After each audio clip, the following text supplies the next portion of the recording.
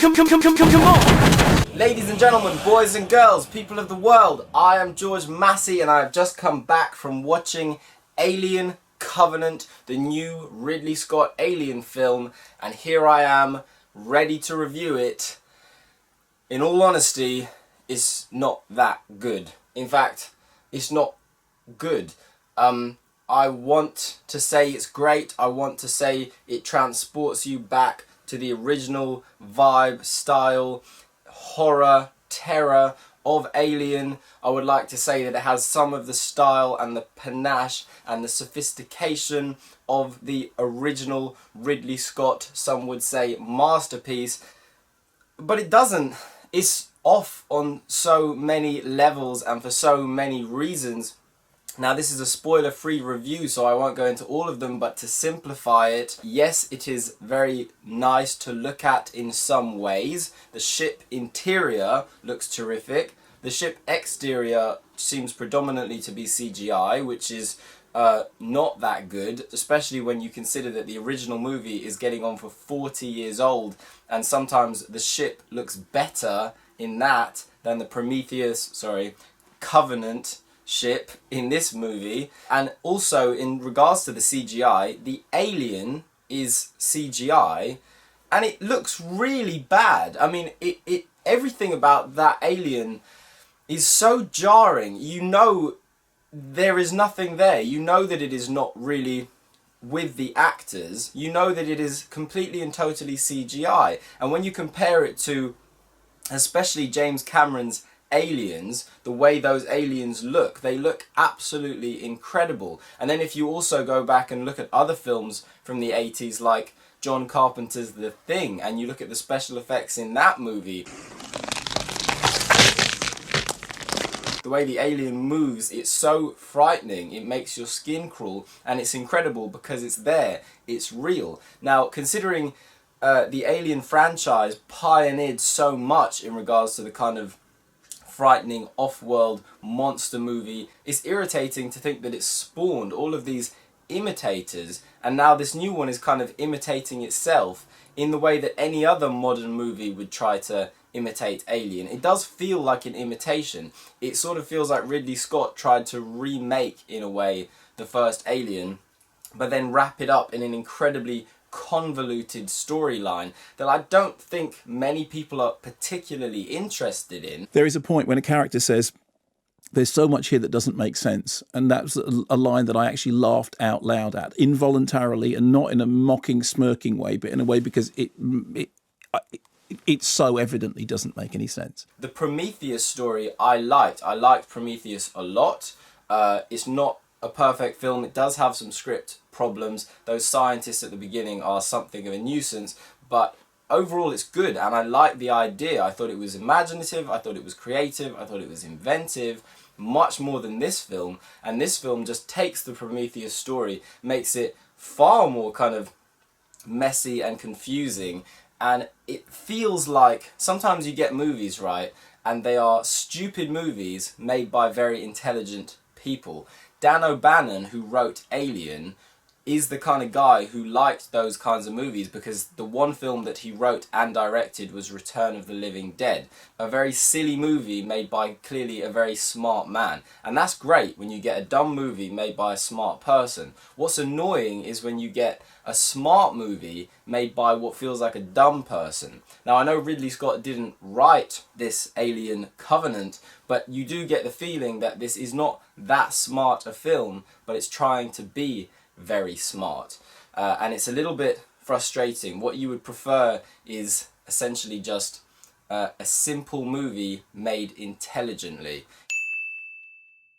That is not what this film is. In fact, this film actually tarnishes the original Alien, because there's so much about trying to explain the origin of the alien species, and does anyone care? I don't really care. They're aliens. They are on another planet. That's why the movie is called Alien. Trying to explain it, I can't help but thinking that if you were a kid and you had never seen an alien film and somebody said to you, oh, don't watch Alien first, watch Prometheus first, because that's actually where the story begins, and then watch Covenant, and then watch Alien. By the time you get to Alien, this would have significantly tarnished Alien, because the whole pull and appeal, aside from the fact that it's a very well directed film, is that it's this story about humans, right, space truckers, landing on a foreign planet, finding that there's a ship there that was previously inhabited by humans, and the humans have been wiped out, and part of the fun and the fear comes from the fact that you don't know what this thing that's after them is. So if you were to watch Prometheus and Covenant before seeing Alien, which is the order I suppose they're supposed to now be seen in, it kind of ruins Alien. It would ruin the adventure and mystery of that movie. Chris Carter, who created the X-Files, he said that often what is unseen is far more compelling, interesting and frightening than what is seen. And at least in the early, say, 6 years or so of the X-Files, he was very strict about not showing too much or not showing much, because you leave things to people's imaginations and their imaginations go wild.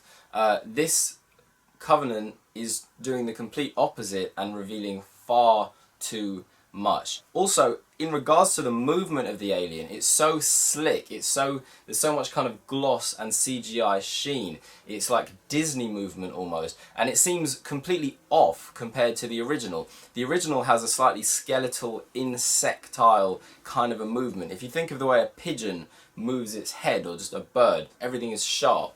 I suppose the animatronics of Aliens would have created some of that kind of judder, maybe accidentally, but the fact is it works. It's very frightening. It's kind of not organic. It feels more alien, and this movie doesn't have that kind of movement. Everything is just like watery smooth. At one point I was actually thinking to myself, is Ridley Scott, not to be insulting, but is he maybe like not got the best eyesight? Because obviously he's not a young man anymore. He made the first one 40 years ago. But I sort of wondered, does he look at this CGI alien and is his eyesight not so good to the point where he thinks it looks very real and very good? Whereas a younger person with better eyesight looks at that alien and just thinks, yeah, that's just a CGI alien. So the other thing is the characters are really bad. The one that the audience are connecting with the most is Danny McBride from Eastbound Down. But the thing is the only reason people like him is because he's the only guy with any personality. And what little personality he has is very, very little amongst all of these characters who have no personality, no appeal. You do not connect with them on any level. It's literally like somehow they managed to make a film where no one has any personality at all. It's crazy to think that if you go back to the first Alien, within about 10 seconds of the crew sitting around that ship having a little bit of a discussion. I don't want to talk about what it's made of. I'm eating this. Just that 10 seconds of Alien, the characters are better established, more likeable, more lovable, more relatable than these characters in the entire movie. Like, you do not care if any of these characters live or die. You just don't give a shit, in all honesty. Literally, certain characters would drop off, and I had no recollection of who they were, why they were there, what their goal was. I just didn't know anything about these people, and I could not care less, really. The star of the movie was kind of the alien. The hero of the movie was sort of the alien. You were there just to see the alien. But the alien is supposed to be the nemesis. It's supposed to be the anti-hero. You're supposed to want to see that thing get killed. I didn't want to see it get killed because it was like, okay, finally something's happening. Now we have an alien on screen. But in the originals, it's like, no, Ripley was the hero, and you wanted to see her blow the fuck out of that thing. But in the new one, in this, it's just like, yeah, the alien's kind of the only good thing. At least in terms of an actual personality, aside from Danny McBride, the best character in the movie, the one you do relate to more than anyone, is Fassbender's character, who's a fucking robot. Like, he's the best character in the whole movie. And he's a road boy, he's not even human. Bishop? Hey, man. Do it, Bishop. Hey, not me, man. Yeah, you. Hey, come on, quit messing around. Don't move. Come on. So anyway, this is a spoiler-free review. I will do a spoiler review, but to simplify it, the characters are very, very, very weak, which is the problem. The CGI alien is very, very weak. It takes you out of the movie. It took me out of the movie anyway. The story is convoluted, it's meandering, it goes in all kinds of directions, and the fact is in regards to this alien universe, it tarnishes the original saga, and it tarnishes the original film. To end this review, I would say, as some kind of remedy, I would suggest watching Return of the Living Dead, written and directed by Dan O'Bannon, who wrote the first Alien. Return of the Living Dead is the only film he ever wrote and directed, and it's a hell of a lot of fun. It's one of those movies that doesn't take itself too seriously,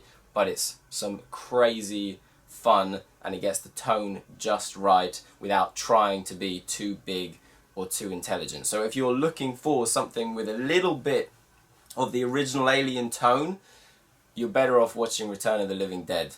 It's awesome fun. Anyway, that's it for now. Peace, take care of yourselves. See you again soon.